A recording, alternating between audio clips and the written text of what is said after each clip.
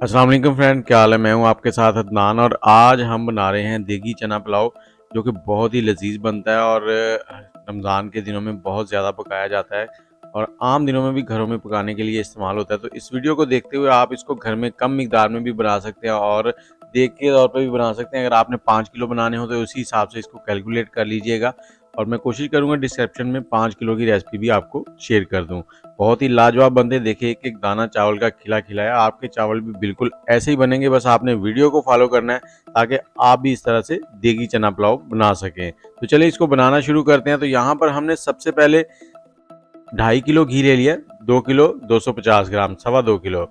इसमें हमने 1.5 किलो प्याज डाल दिए। प्याज जो है वो हमने बारीक चॉप कर लिए थे और इनको हमने लाइट गोल्डन कर लेना। जैसे ही लाइट गोल्डन हो जाएंगे तो यहाँ पर हम इसमें डालेंगे पानी, 1 लीटर के करीब पानी डालेंगे। और यहाँ पर हमारे पास 1.5 किलो टमाटर है, 1 पाव अदरक है और 1 पाव सब्ज मिर्चें हैं, ये भी इसी में डाल देंगे। और इसके साथ ही हमारे पास थोड़े से मसाले हैं, जिसमें नमक है 400 ग्राम और 100 ग्राम है 125 ग्राम है लाल मिर्च, 100 ग्राम गरम मसाला, थोड़ा सा पुलाव मसाला और उसके साथ ही धनिया पाउडर है 100 ग्राम, ये भी इसमें मिक्स कर देंगे।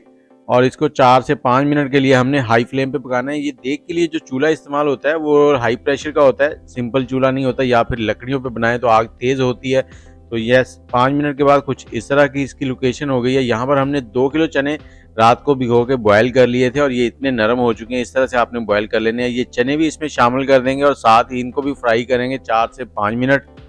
और इसके साथ ही आप कमेंट में ये बताएं कौन से शहर में बैठ के आप हमारी वीडियो देख रहे हैं। देखिए कितनी ज़बरदस्त सी खुशबू आनी शुरू हो गई है अभी से।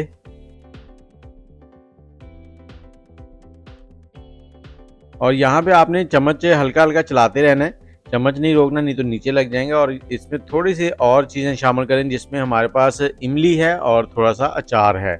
इमली और अचार जो है इसमें खटास लेके आएंगे, जो कि चावलों में बहुत ही अच्छी लगती है। 250 ग्राम इमली है और 500 ग्राम जो है वो अचार है, तो ये भी इसी में शामिल कर देंगे हम। और इसको भी थोड़ी देर पकाएंगे, 4 से 5 मिनट ऐसे ही साथ। और इसके बाद चलते हैं अगले स्टेप की तरफ, तो वो है पानी। पानी हमने इसमें ऐड करना है। ये 5 मिनट के बाद कुछ इस तरह से हो गए और हमारे जो मसाले और प्याज वगैरह हैं, टमाटर, वो सारे मिक्स हो चुके हैं। देखिए टमाटर बिल्कुल पक गए हैं।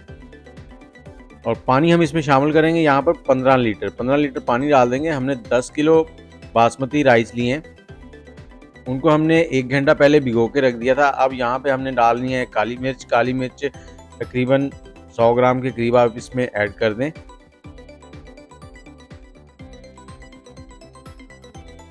और ये काली मिर्च धरदरी कुटी हुई है, बारीक पाउडर नहीं लेना आपने। अब जैसे ही इसमें बॉयल आना शुरू हो जाएगा तो हम इसमें डालेंगे चावल। चावलों का पानी हमने निकाल दिया है। ये भिगोए हुए चावल हैं और इनको डालने के बाद आपने हल्के हाथों से मिक्स कर देना और चूल्हे का फ्लेम जो है वो हाई रखना है।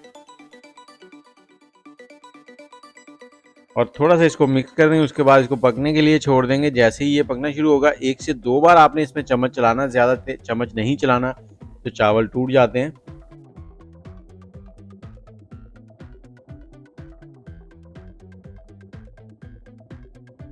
और ये देखें, चावल जब इनमें आपको लगे कि एक कनी रह गई है, तब आपने चूल्हा जो है वो दम वाली आंच करनी है और इसके ऊपर ढकना रख देना है। कपड़ा लगाने की ज़रूरत नहीं है। देग की जो लोकेशन होती है, जिस देग का जो स्टाइल होता है वो ऐसा होता है कि इसमें खुद ब खुद स्टीम जो है वो स्टोर हो जाती है।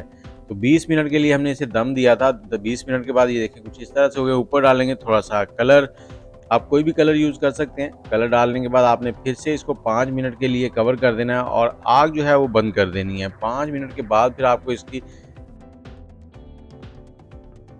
लुक दिखाते हैं। ये देखें जी, 5 मिनट के बाद कुछ इस तरह से हमारे चावल हो गए हैं, बहुत ही ज़बरदस्त। देखें एक एक दाना खिला खिला है।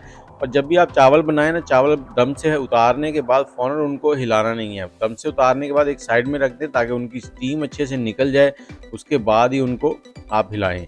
तो इसके साथ ही अगर आपको वीडियो अच्छी लगी है तो लाइक कर दें, शेयर कर दें और फॉलो भी कर लें। चैनल को सब्सक्राइब कर लें ताकि हमारी वीडियोज़ आपको बर वक्त मिलती रहें। दुआओं में याद रखिएगा। अल्लाह हाफिज़।